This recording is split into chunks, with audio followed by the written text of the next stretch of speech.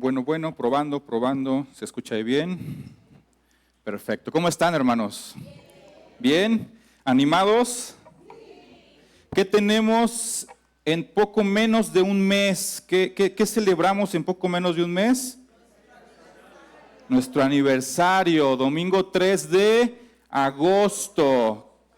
Todavía quedan algunos lugares, ¿ok? De los de 100 pesos, obviamente. El lugar tiene espacio hasta 250 personas, entonces, de que entras. El tema es que entres a buen precio, ¿verdad? Entonces, todavía creo que vamos en el 60, ¿no, Meli? Más o menos. Vamos en el 60, entonces se quedan 40 lugares con el descuento o con lo que va a pagar la iglesia. Recuerda que niños no pagan para que pues te podamos apoyar, sobre todo si tienes familia con 3 hijos, 4 hijos, ¿no? Bueno, no, nadie tiene 4 hijos aquí, ¿verdad, chicos? No, 3 era el máximo y ya crecieron, ¿verdad? Híjole, le va a tocar pagar 3, Doc. Ya no entran como chicos. Bueno, está ahí arriba Yasari, ¿verdad? Gracias, mi hermano. 3 de agosto, entonces, acabando, por favor, pasa con Meli, pasa con un servidor, para que podamos asignarte tu lugar, porque van foliados, los boletos van foliados, entonces, así de que, me encontré un boleto, o sea, sabemos a quién pertenece el folio de ese boleto, entonces, la idea es que puedas, por favor, apartarlo lo antes posible. Queremos que vayas, queremos que estés con nosotros ese día, festejamos 40 años. Y también pensando en esto, viene el cierre de nuestro ciclo de mitad de año. Para los que estuvieron ahora en abril en el ajuste y en el tiempo de evaluación de Iglesia con Propósito, sabes que acabamos este ciclo en julio y en agosto retomamos Iglesia con Propósito. Pero antes de empezar este intermedio, tenemos nuestra velada de oración. ¿Sabes qué? La tenemos sábado 26 de julio, o sea, en 3 semanitas. Entonces, ese día procuramos que ningún ministerio tuviera ninguna actividad. ¿Para qué? Para que todos pudiéramos venir y estar en la velada de oración. Entonces, 6 de la tarde, te esperamos como iglesia. Te esperamos como iglesia. Y aquí estaba leyendo en la semana en mi devocional la historia de cuando David quiere transportar el arca a Jerusalén. En la primera ocasión que él la quiere transportar, él la sube en una carreta con bueyes, dice que él pone a las personas que la van a transportar y en eso, en un movimiento, el arca se voltea, una persona que se llama Usa la quiere detener y dice que Dios lo fulmina. Dices, pero ¿por qué? Si era una intención buena, David quería hacer algo bueno. Si te vas a Crónicas, David mismo te da la respuesta de por qué no funcionó ese primer transporte del arca. Y él menciona, porque la primera vez no consultamos al Señor. La primera vez no consultamos al Señor. Transportamos el arca como quisimos, pusimos a las personas que quisimos para hacer el trabajo que no les correspondía y entonces Dios no bendijo ese transporte. Pero la segunda vez sí consultaron al Señor. La segunda vez fueron a la ley y vieron que tenía que ser cargada por los levitas, no montada en un carro. Tenían que ser personas específicas las que llevaran el arca. Y cuando el arca llega a Jerusalén, llega llena entre gozo, alegría, cantos de todo el pueblo, porque el pueblo buscó al Señor. Y hermano, vienen 40 años, estamos pasando esta línea y necesitamos buscar al Señor. Porque por más que tengamos buenas intenciones, por más que entendamos que nuestro objetivo es crecer y compartir a Cristo, si no tenemos la guía de nuestro Señor, nuestros planes se van a ver frustrados. Porque de las buenas intenciones, Dios no se glorifica. Dios se glorifica cuando tú y yo estamos de rodillas, cuando le buscamos a Él y Él nos dice qué es lo que tenemos que hacer. Entonces, por favor, te animo, te exhorto a que este 26 de julio, sábado, tú puedas estar con nosotros como iglesia en esta velada de oración. Amén. ¿Qué día la velada? ¿Qué día el aniversario? 3 de agosto, perfecto. Una cosa más, una exhortación más antes de arrancar con esto. Ahora que entremos, primeramente Dios, al siguiente ciclo, los que pasaron la clase 101 van a empezar a tomar la clase 201. Si no has tomado la 101 o la tomaste a la mitad, vuélvela a tomar. La verdad es que va a ser bueno. Ya estuve trabajando estos meses para reducirla, para que no sea tan tardado. Y hay algunos temas que vamos a tocar en otros puntos, sobre todo los que hablan de bautismo y cena del Señor.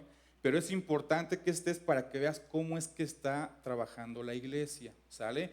Entonces, si no estuviste porque estuviste de vacaciones, porque estuviste apoyando el departamento infantil o estuviste haciendo alguna otra cosa, bueno, los ministerios que saben que estuviste apoyando, bueno, van a hacer una rotación para que tú puedas tomar la 101, y si no la tuviste o acabas de llegar a la iglesia, por favor, toma la clase. Pero hablando de la 102, de la 201, perdón, hay un tema bien bonito y fue el tema, hablamos del tema del diezmo. Y no te voy a hablar del diezmo, ¿ok? Solamente es una exhortación rápida.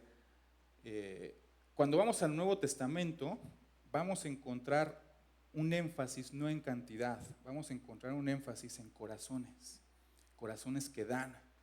De hecho, Pablo dice, a los ricos de este mundo mando que apoyen, que den, que compartan esas riquezas. ¿Por qué te digo esto? Porque aquí en esta iglesia habemos de todo tipo de personas, ¿no? Habemos gente que gana bien, que gana más o menos, que no ganamos tanto, y dices, bueno, Dios sigue siendo fiel y Dios sigue proveyendo. Amén. Ganes mucho, ganes poco, Dios sabe lo que tú necesitas. Pero hay necesidades en la iglesia, hay necesidades. Y mi exhortación es para que ores, y si Dios pone en ti esa generosidad en la cual la palabra hace énfasis, puedas apoyar esas necesidades.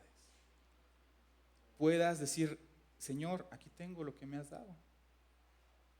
Entendemos que todo es tuyo, todo es para tu obra.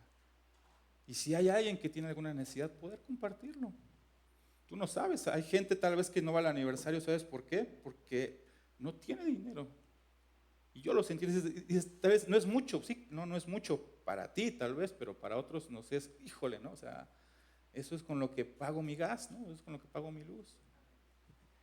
Viene el campamento de jóvenes, primeramente Dios, el 16 de agosto. ¿Dónde están los jóvenes de la iglesia?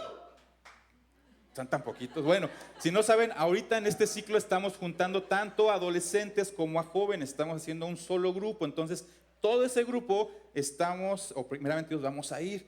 Pero ¿sabes qué? Puede que haya un joven que te diga, ¿sabes qué? Pues no tengo. Pero puede que haya alguien entre ustedes que diga, hey, pues yo te puedo apoyar, ¿no?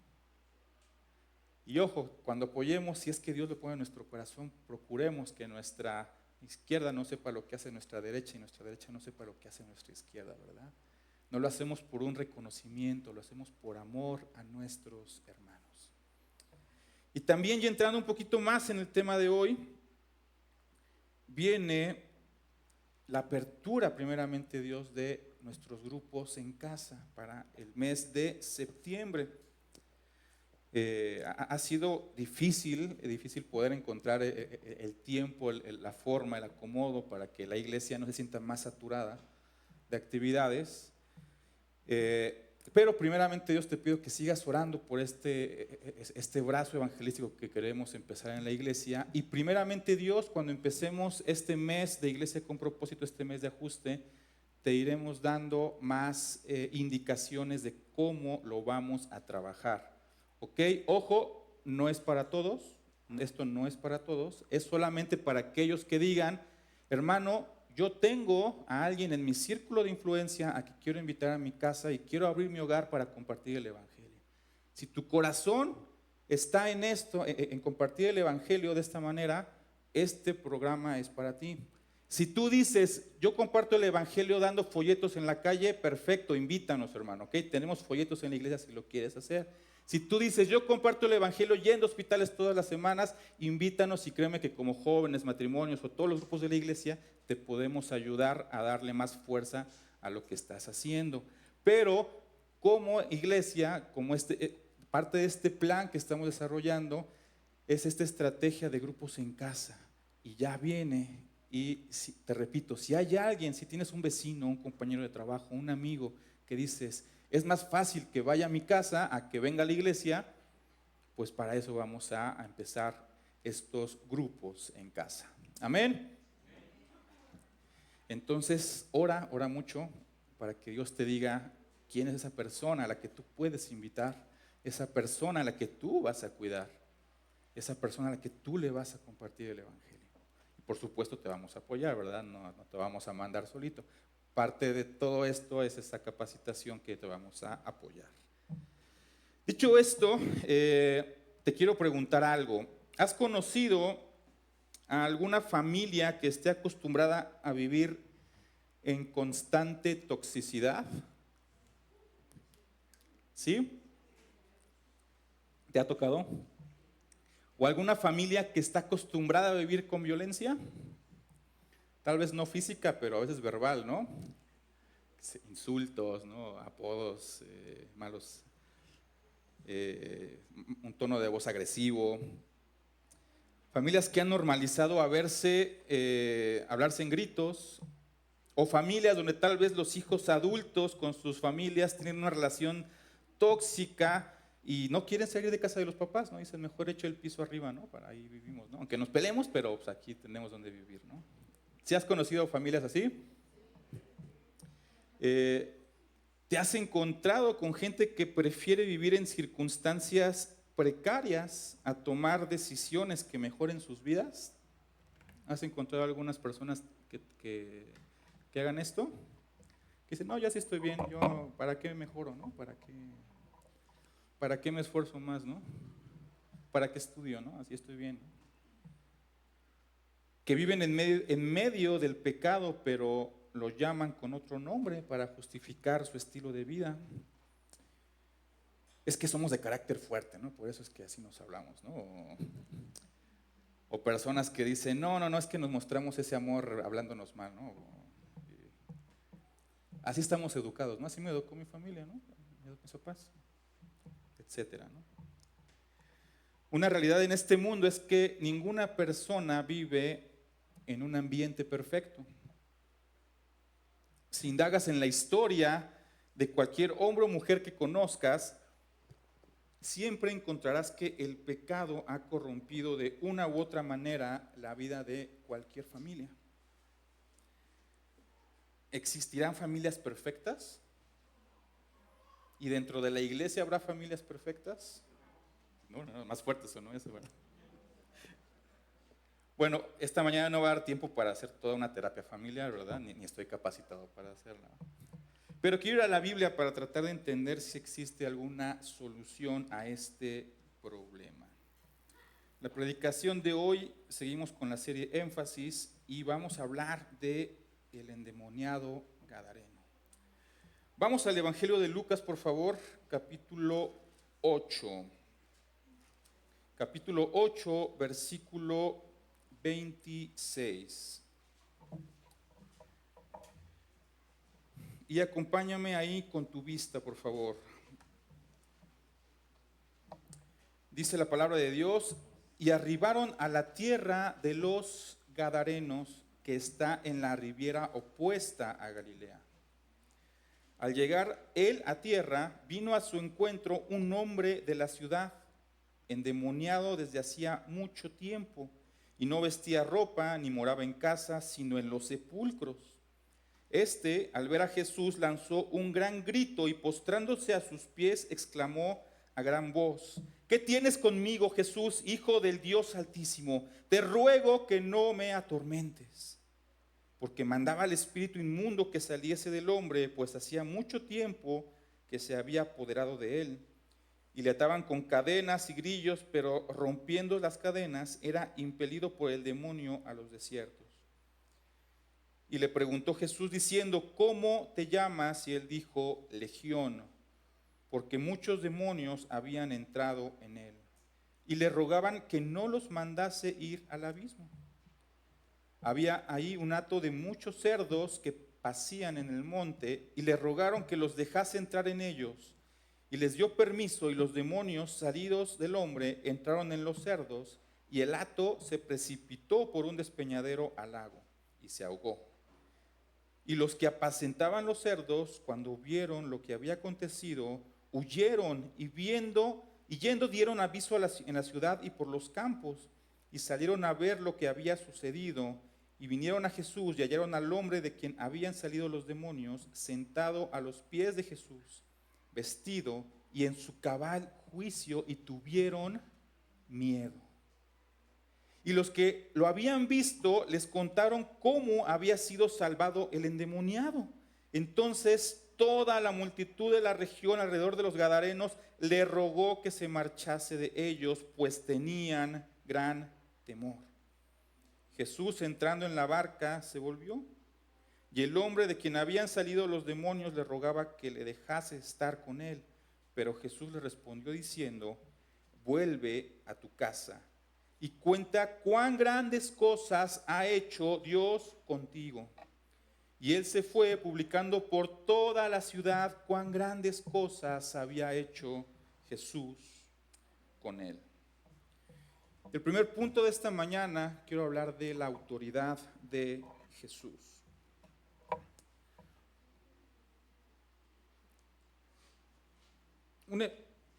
Un poquito antes, cuando vamos al contexto, al pasaje previo a este capítulo, vamos a encontrar esta escena donde el viento y el mar obedecen a Jesús. La historia en los 3 evangelios es precedida por este milagro, y es un milagro tan grande que impactó a los discípulos. Ellos están cruzando del mar de Galilea desde Capernaum hacia la zona de los Gadarenos. Y este es un mar que aproximadamente mide 166 kilómetros cuadrados. Ahora, como cuando yo lo leí y dije, ¿cuántos son 166 kilómetros cuadrados? Quiero pensar que, a menos que sepas mucho de geografía, pues tampoco tienes idea cuántos sean 166 kilómetros cuadrados, ¿verdad? Entonces dije, bueno, ¿con qué lo compararé? Y lo comparé con la Ciudad de México para que más o menos te des una idea, ¿ok? Entonces, si juntas todo el área de Miguel Hidalgo, Cuauhtémoc, Venustiano Carranza, Benito Juárez e Iztacalco, te van a dar 160 kilómetros cuadrados. O sea que el lago de Genesaret o el mar de Galilea era un poquito más grande que estas 5 delegaciones. Según el mapa, ellos están tomando la ruta más larga desde Capernaum hasta el puerto de Gadara. En este evento, Jesús está dormido mientras una tempestad incontrolable se desata. Esta tormenta era tan grande y peligrosa que estos pescadores experimentados, cuyo trabajo los había llevado a conocer todo ese cuerpo de agua durante muchos años, estaban muertos de miedo. No había salvación para ellos, y la única opción que les quedaba era despertar a Jesús. Cuando el maestro despierta, reprende el viento y las olas, y éstas le obedecen. Y se crea una gran calma, una gran bonanza. Los discípulos están asombrados por la autoridad de Jesús, pero no dimensionan el alcance de esta. De hecho, su visita a esta región de los Gadarenos estaba por mostrarles el verdadero poder y soberanía del Señor. ¿Por qué? Porque Jesús no solo iba a mostrar su soberanía y autoridad sobre los elementos, no solamente iba a mostrar su soberanía y autoridad sobre lo material, sobre aquello que podemos ver y sentir, sino que iba a mostrar su soberanía y autoridad sobre el mundo espiritual. Esto me lleva a la siguiente parte de este primer punto, donde Jesús es el que va a dictar juicio sobre los demonios. La Biblia nos dice que inmediatamente al llegar a este puerto, al llegar a Genesaret, o a Gadara, un endemoniado vino a verlos con gran temor. Versículo 28 dice, este al ver a Jesús lanzó un gran grito y postrándose a sus pies exclamó a gran voz, ¿qué tienes conmigo, Jesús, Hijo del Dios Altísimo? Te ruego que no me atormentes. Y el 31 dice que le rogaba que no los mandase ir al abismo. Y en este pasaje hay muchos detalles que nos van a revelar la naturaleza de los demonios y cómo operan en el mundo material.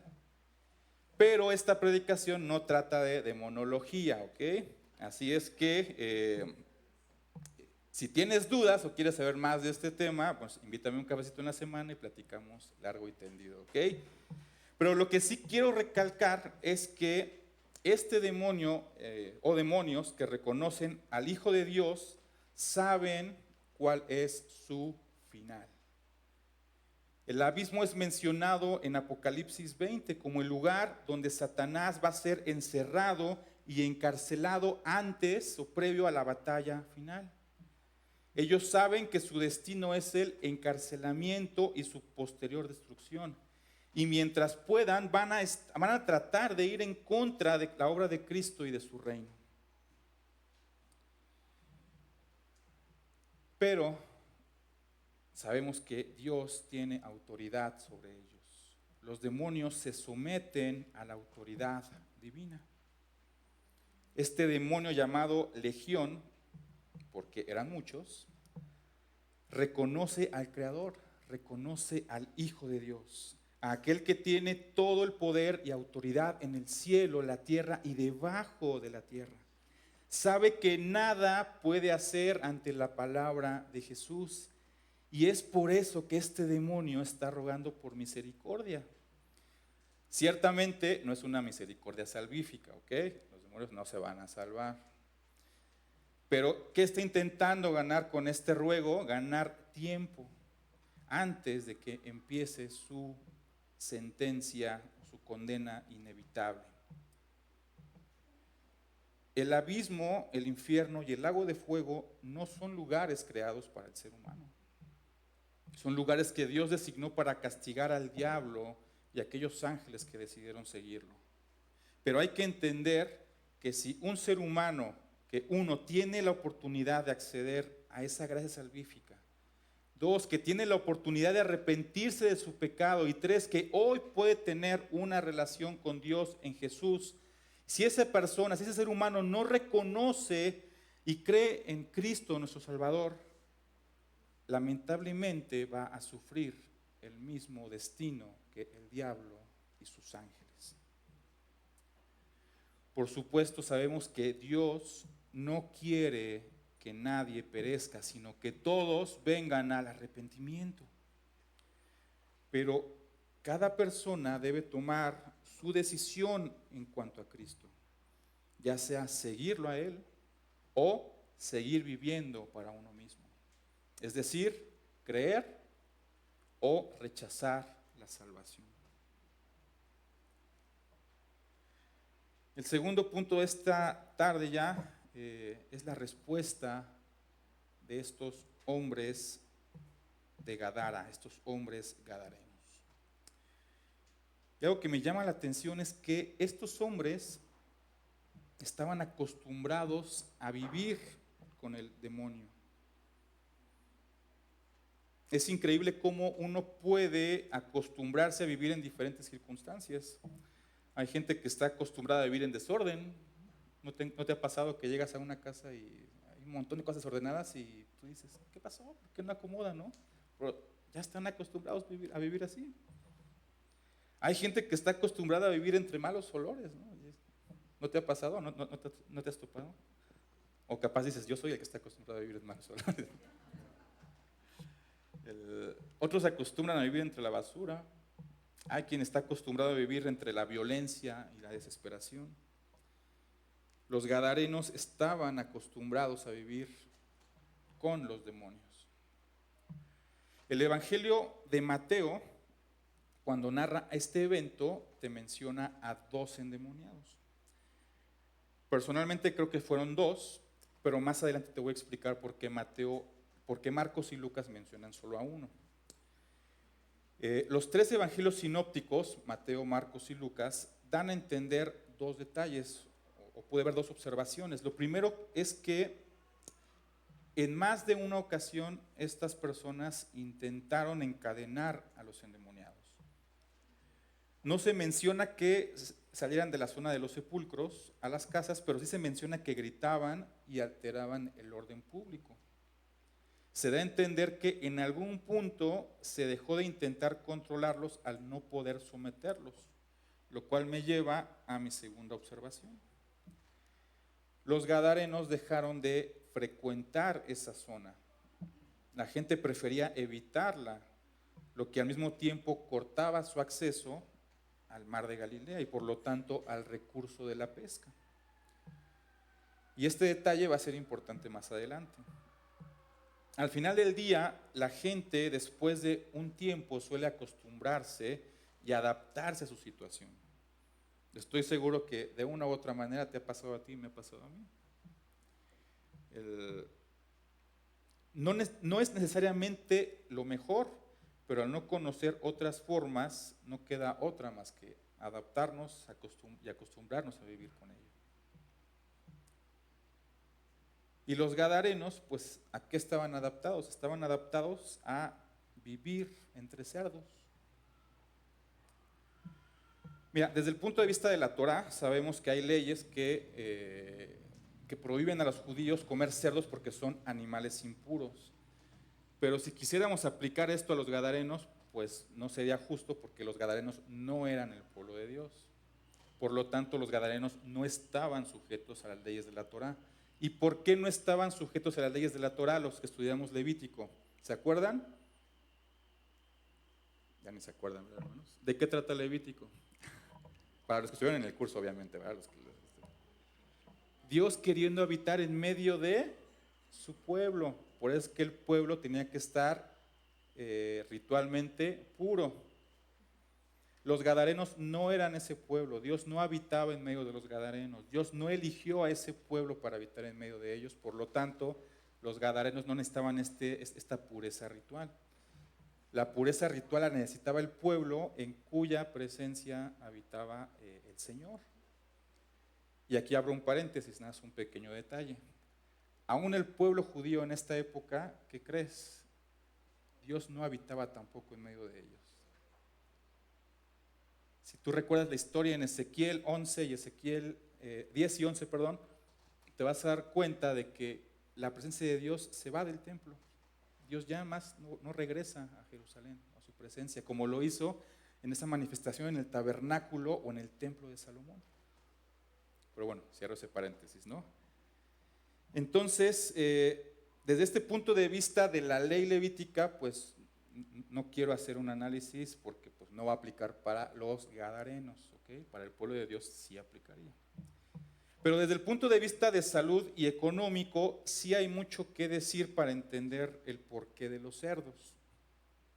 Hay un personaje del siglo II, este personaje se llama Claudio Galeno de Pérgamo. Él fue un médico influyente entre griegos y romanos. ¿Y por qué es importante? Porque Gadara pertenecía a la región de Decápolis, que eran 10 ciudades que tenían cultura helenística o cultura griega. ¿Ok? Entonces los gadarenos tenían una cultura griega. ¿Ok? Este personaje mantenía una perspectiva cautelosa sobre el consumo de cerdo. Consideraba que esta carne era más dañina que otras, ya que creía que podía generar problemas de salud como indigestión o enfermedades. Recomendaba que se consumiera con moderación o se evitara, especialmente por las condiciones en las que se criaban los cerdos, lo que podría afectar su calidad en su carne. Ahora, todo esto lo hace a partir de observaciones que vienen desde muchos años atrás, ¿no? Obviamente para ese entonces pues no se tenía una conciencia de las enfermedades que transmitían al ser humano, como la triquinosis o la teniasis. Pero el cerdo, al ser un animal sumamente fácil de criar, la gente lo consumía ignorando las advertencias de lo que podía ocasionar su carne. Recordemos que estamos entre griegos o entre helenos y hay debates sobre sobre esta carne. O sea, no es bueno comerla, es bueno comerla, la recomendación es no, por lo que se ha observado, pero al ser el ser de un animal que uno se alimenta de literalmente cualquier cosa, incluidos desechos, son adaptables a cualquier tipo de clima, no requieren pastar, son ajustables a espacios reducidos y son de rápida reproducción, pues la gente prefería no quebrarse la cabeza creando otros animales que requerían mayor especialización. Y pues queda lo más fácil y lo más productivo en sus mentes, criar cerdos. Piensa en esto, Gadara estaba junto al mar de Galilea. Es decir que físicamente o geográficamente tenían acceso al mar de Galilea, al lago de Genesaret. Pero para pescar se necesitaba conocer técnicas y comportamiento de especies de peces, se necesitaba conocimiento de los cuerpos de agua, de las mareas, se necesitaba tener conocimiento en la elaboración de redes y anzuelos específicos. Entonces, pues ¿para qué me esfuerzo, no? Si puedo criar cerdos. Criar ovejas requería enfrentarse al clima árido en jornadas largas, lejos de casa para buscar agua y comida para los rebaños y enfrentarse a depredadores peligrosos. Entonces, ¿para qué esforzarme si puedo criar cerdos? Los bueyes y vacas necesitaban agua fresca y limpia, comida de calidad, refugio, un entorno limpio para poder prevenir enfermedades y cuidados especiales. ¿Para qué esforzarse o para qué esforzarme si puedo criar cerdos? Cuando vamos al texto bíblico encontramos la mención de un hato de cerdos. De hecho dice ahí muchos cerdos, ¿no? La idea que dan los evangelios es que eran un montón, eran muchísimos cerdos. Es decir, que esta era la actividad económica de los gadarenos. Como zona helenística, repito, como zona griega, podían ganar más o tener mayor prestigio vendiendo alimento mejor valorado entre los griegos y romanos, como peces, ovejas, bueyes, incluso la agricultura. Estaban acostumbrados, de hecho, y de hecho creo que esto fue parte del contexto que hizo que se acostumbraran a la presencia del endemoniado. No pescaban, así que pues no tenían que cruzar por esa zona hacia el mar de Galilea. Aparte hay 2 endemoniados tapando el camino, ¿no? ¿Para qué me arriesgo? Tampoco les molestaba el olor o los gritos, o sea, al final pues los cerdos olían peor, ¿no? Y hacían gritos más ruidosos o más molestos. Y no estoy diciendo que criar cerdos sea algo malo en sí, pero los gadarenos tenían todo para mejorar su calidad de vida. Tampoco estoy diciendo que en todo Gadara se criaran únicamente estos animales, pero por lo menos en esta área en la que Jesús desembarca, sí lo hacían. Déjame te cuento algo un poquito acerca de esta región de Gadara. En el primer siglo, Gadara se caracterizaba por su variedad geográfica en cuestión que tenía muchas montañas, tenía valles, tenía tierras fértiles. El terreno era bastante fértil en algunos lugares, lo que permitía incluso la agricultura. Además, Gadara era conocida por sus fuentes termales y su cercanía a importantes rutas comerciales. Esta diversidad hacía que la región fuera propicia para el pastoreo de ovejas, crianza de bueyes, ofreciendo amplias áreas de pastizales y recursos hídricos esenciales para la ganadería. Las condiciones geográficas de Gadara permitían una ganadería diversificada y sostenible, aprovechando las elevaciones y valles para diferentes usos. Pero esta zona donde Jesús desembarca preferían criar cerdos. Es más fácil, es más rentable, daña mi salud, no importa. Eso es lo triste de la naturaleza humana. Somos tan adaptables a condiciones infrahumanas que a veces pueden ser materiales o ambientales. Viviendo en desorden, en medio de suciedad, en condiciones insalubres. A veces pueden ser violencia, te comentaba en un principio, justificando conductas peligrosas. También hay quien vive en ansiedad o depresión creyendo que eso es lo normal. Hay quien se acostumbra a la soledad y rechaza toda relación significativa con otra persona. O hay personas que por el contrario tienen que estar rodeadas de gente que los valide y basan su identidad en lo que dicen los demás. Sea como sea, cuando llega Jesús, Él quiere romper con todo esto. Y Él quiere dar libertad. Pero esa libertad conlleva un cambio. Y un cambio que las personas tienen que estar dispuestas a realizar. Los gadarenos quisieron mantener su forma de vida. Fíjate, ellos siendo gentiles, no judíos, siendo gentiles, siendo griegos, tuvieron la oportunidad de tener esa libertad. Tuvieron la oportunidad de que Jesús cambiara sus vidas. Vieron de primera mano el poder del Señor al liberar a los endemoniados. Fíjate, nadie podía retener a estos dos. Eran tan fuertes que no rompían sogas. ¿Qué dice que rompían? Rompían el metal. Rompían el metal. Y este hombre llega del mar de Galilea y los demonios inmediatamente se postran ante él pidiendo clemencia. Tú imagínate a un griego, a un helenista del primer siglo viendo a alguien demostrar tal control sobre los demonios. Probablemente se quedaría asombrado, incluso cuestionando sus creencias más profundas. Lo sobrenatural era parte de la vida cotidiana de ese entonces. Y de repente alguien muestra poder sobre estas fuerzas demoníacas. Sería como ver a una deidad controlar lo desconocido y lo temido. La reacción sería de una fascinación extrema. Las manifestaciones de poder sobrenatural se asociaban por lo general con la divinidad.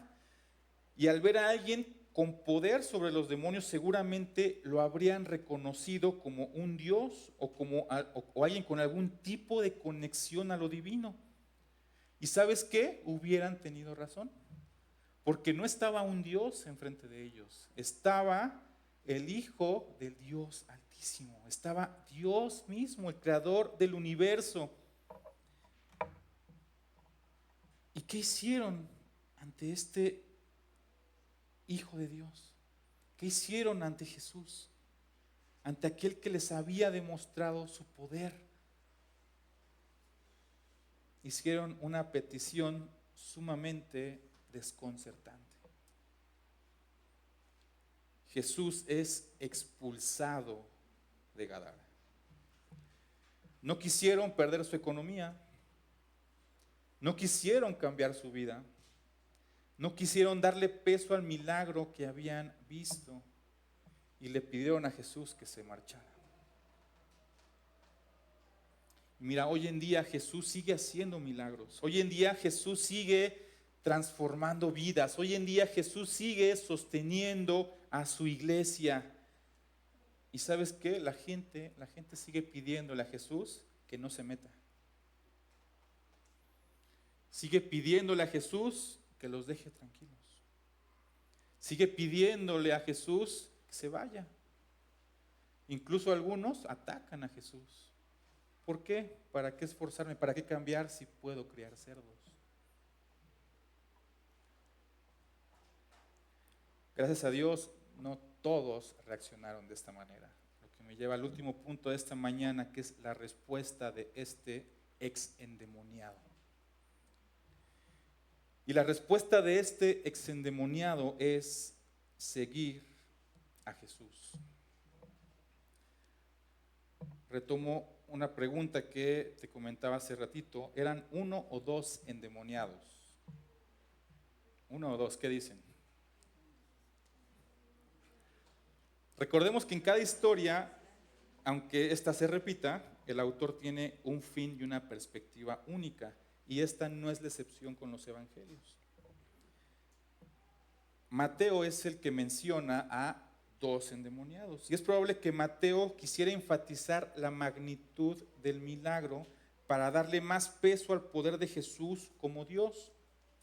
Recordemos que Mateo está dirigido a judíos, y remarcar el poder de Jesús sobre los demonios reforzaba su identidad como el Mesías. Y de hecho Mateo no menciona la última parte donde el endemoniado quiere ir con Jesús. Marcos y Lucas, que recordemos no vivieron el evento, querían resaltar el impacto personal y la transformación que Jesús tuvo en la vida de este hombre. Y al enfocarse en uno, profundizaron más en su reacción y en su decisión de seguir a Cristo. La evidencia bíblica muestra que fueron dos endemoniados, pero solo uno tuvo el valor de arrodillarse delante de Jesús y de reconocerlo como Dios. Y solo uno estuvo dispuesto a seguirlo.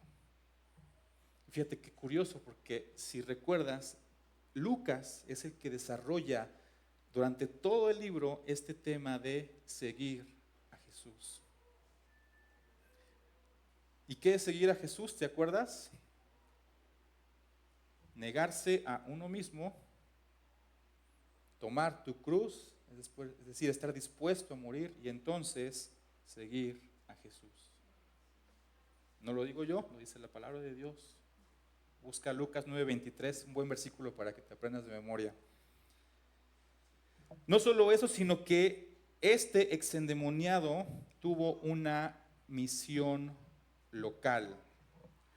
La primera vez que leí la respuesta de Jesús a este exendemoniado me desconcertó.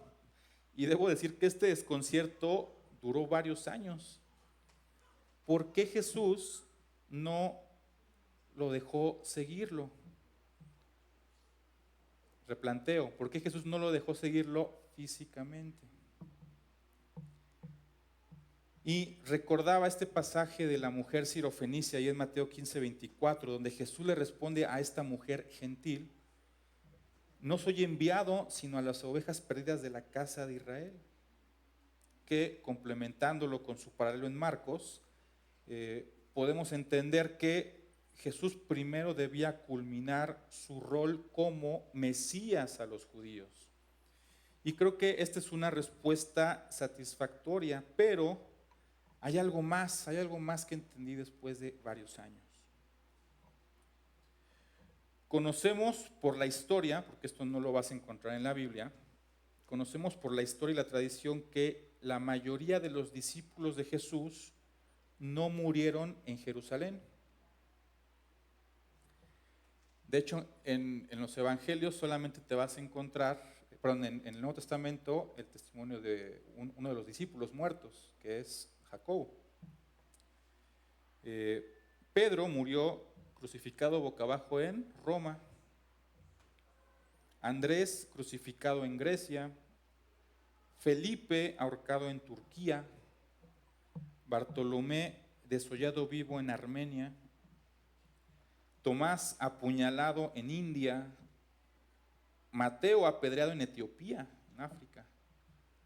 Judas Tadeo atravesado por flechas en Armenia.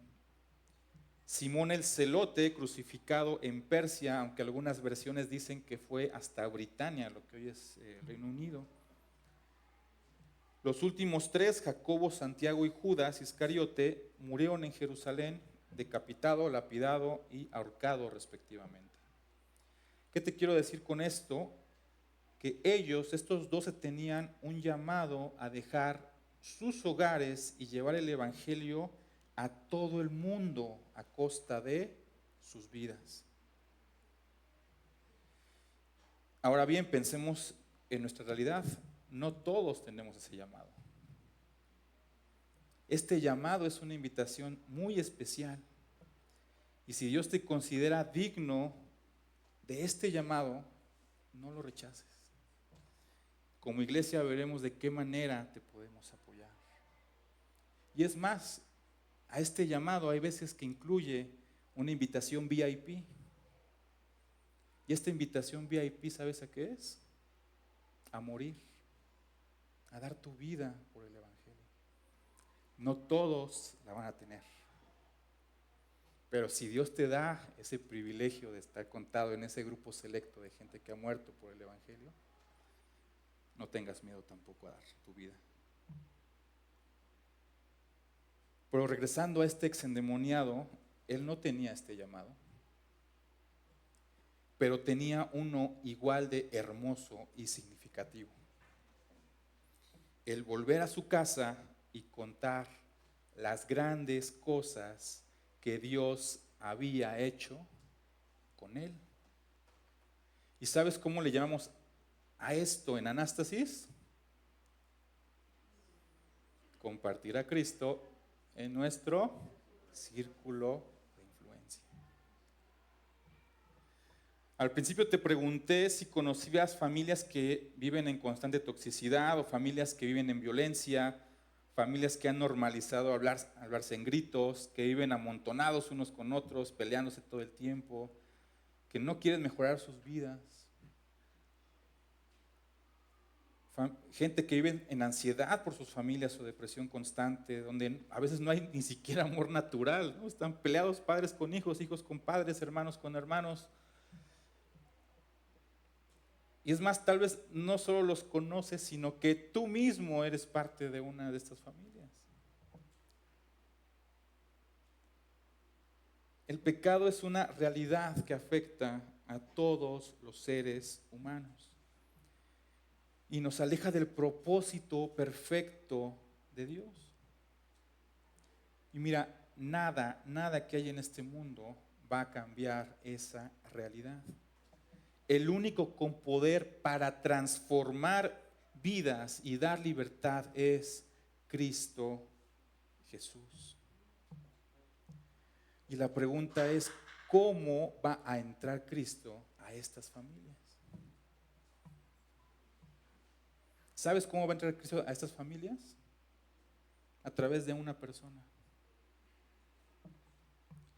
Ya sea que tú reconozcas que tú eres ese exendemoniado o exendemoniada, o que tú seas la persona que está compartiéndole a ese exendemoniado. La responsabilidad y el mandato está claro desde hace 2000 años. Id y predicar el Evangelio a toda criatura. Por tanto, esa responsabilidad, hermano, hermana, no es del pastor de la iglesia, no es de un video de YouTube, de una predicación que le puedes compartir y ya lo evangelicé, no. No es la responsabilidad de algunos hermanos que tienen ese don de evangelismo, tampoco. Es tu responsabilidad y es mi responsabilidad. Te repito, es tu responsabilidad y es mi responsabilidad. Nos toca compartir el Evangelio. Amén. Te pongo este reto. Ora por esa persona en tu círculo de influencia. Ora por esa persona a la que vas a invitar al aniversario o vas a invitar a tu casa. Ora primeramente, Dios, que empecemos con estos grupos en casa. Ora por esa persona. Ponte de rodillas ante el Señor. El Señor prepara su corazón. Prepara el mío, porque yo soy el que tengo que compartirle el Evangelio. Recuerdo de niño, creo que, bueno, hay pocos que estaban en esta época en la iglesia, y había algo que yo no entendía de Anástasis, ¿no? Marcaban hermanos a la casa pidiendo a mi papá que fuera y le compartiera el Evangelio a un familiar, a un amigo, a tal persona. Y yo dije, pues es lo normal, ¿no? Que el pastor es el que predique, ¿no?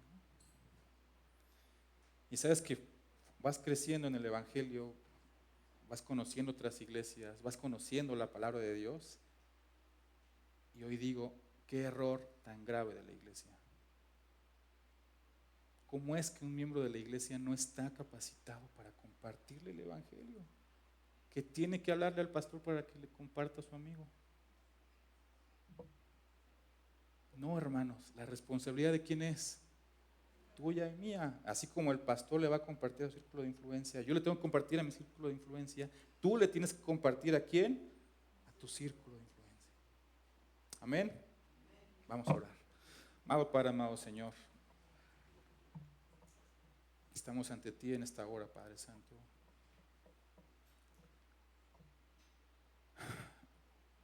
Rogando, mi Dios, por tu iglesia Anástasis, Padre Santo. Rogando por todas aquellas personas y familias, mi Dios, que no te conocen, Padre. Puede ser incluso nuestra misma familia, Padre Santo.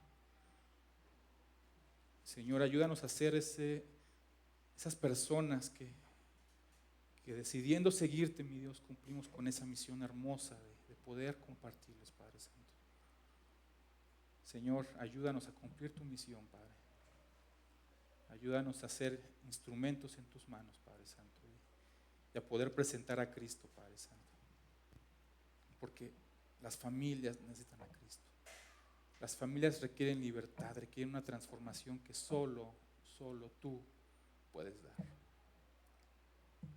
Señor, gracias te damos en esta hora, Padre Santo, y ponemos en tus manos lo que resta de este servicio, lo que resta de la escuela dominical, que podamos seguir disfrutándote, honrándote con nuestros bienes, Señor, disfrutando con nuestros hermanos en las clases, Padre Santo. Y ahora que también nos saludemos, que podamos seguir haciéndolo con ese amor, Padre Santo, que nos pides como hermanos. Nos ponemos en Cristo Jesús, Padre. Amén.